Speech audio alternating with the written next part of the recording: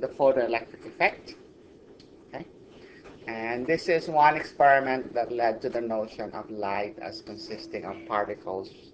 Okay, so this is one observation that can be explained by thinking of light as a stream of particles, which we call photons, rather than as a wave.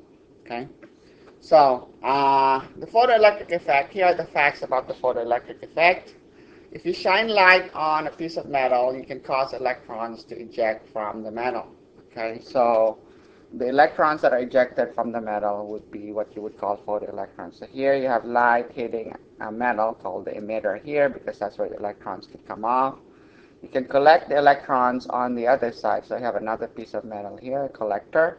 So electrons travel there. And so the way you would know that electrons are being ejected is that there's going to be a current. Okay, so there's going to be a flow of electrons. Notice that the direction of the current, the conventional current, is opposite the flow of the direction of the electrons. But the idea is you're going to get electrons. You're going to get a current if there are electrons ejected. Okay? Now, to measure the kinetic, now there's going to be a range of possible kinetic energies for the electrons that are ejected.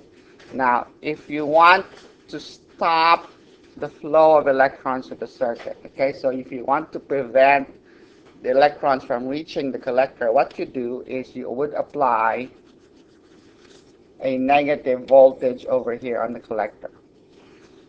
Okay, so that negative voltage on the collector is going to repel the electrons. Okay, and so the minimum voltage you're going to need, the smallest negative voltage you're going to need to stop the electrons from reaching the collector, that will stop the most energetic of those photoelectrons. Okay, so if negative X volts is required to stop the current, okay, then you say that X electron volts is the kinetic energy of the most energetic photoelectrons coming off that surface. So that's the maximum kinetic energy from the surface for that particular wavelength of light that you're using.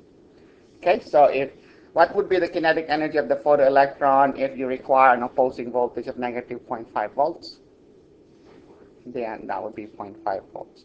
0.5, this would be 0.5 electron volts, which in joules would be 0.5 times 1.602 times 10 to the negative 19 joules, because an electron volt is 1.602 times 10 to the negative 19 joules. So how fast would those electrons be moving?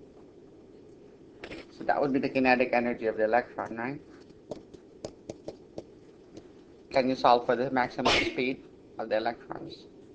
What's the formula for kinetic energy? 1/2 mass times the square of the speed. So you can solve for the speed. It's 2 times the kinetic energy max over the mass, and then you take the square. Okay? So that's how you would calculate the speed of the electrons that as they are ejected from the emitter. Okay, now the negative voltage is going to slow them down so that they won't be able to complete the circuit. They're going to barely make it to the end, and they're going to be turned around.